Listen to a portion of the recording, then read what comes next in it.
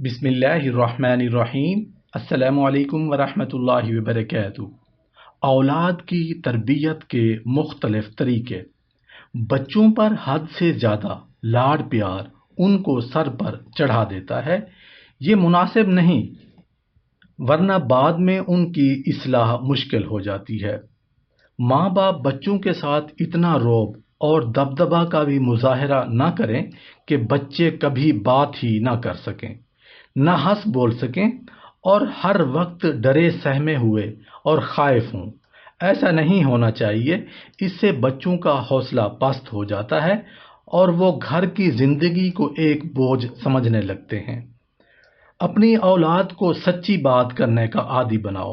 فرمان رسول کریم صلی اللہ علیہ وآلہ وسلم ہے کہ تم سچ کو لازم پکڑو اور اس کے ساتھ ساتھ انہیں عمل میں اخلاص کی عادت ڈالو۔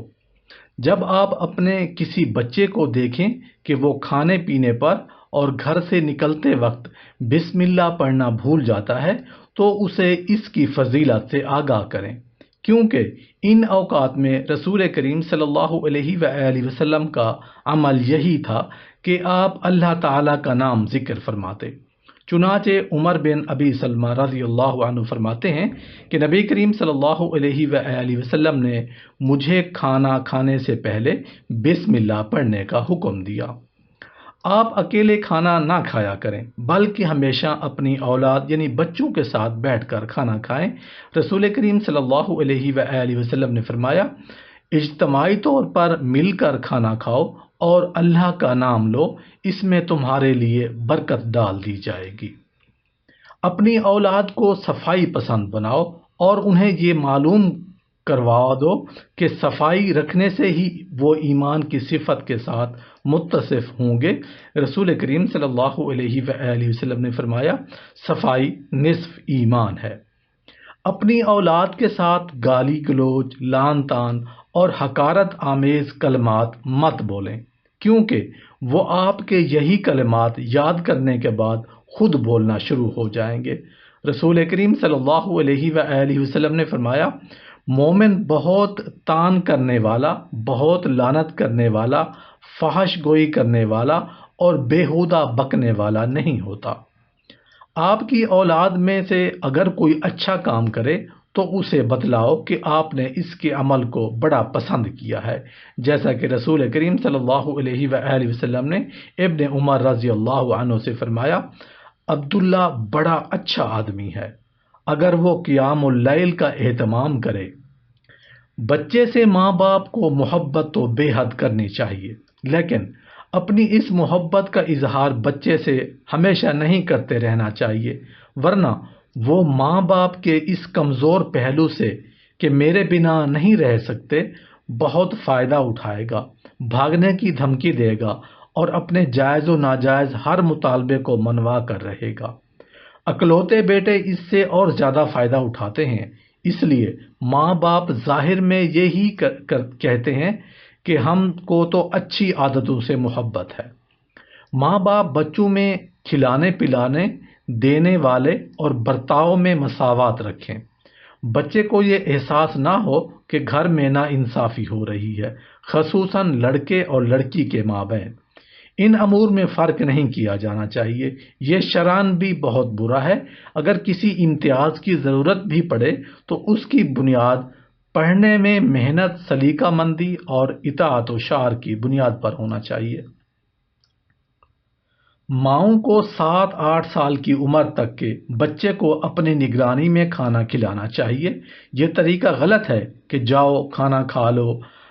اب بچے خود نکال کر کھا رہے ہیں اور لڑ لڑ کر کھانا کھا رہے ہیں اور روٹی کے ٹکڑے پھینک رہے ہیں اور وہ والدہ صاحبہ آرام سے چارپائی پر سو رہی ہیں۔ 10 سال کی عمر کے بچوں کو الگ الگ سلانا چاہیے۔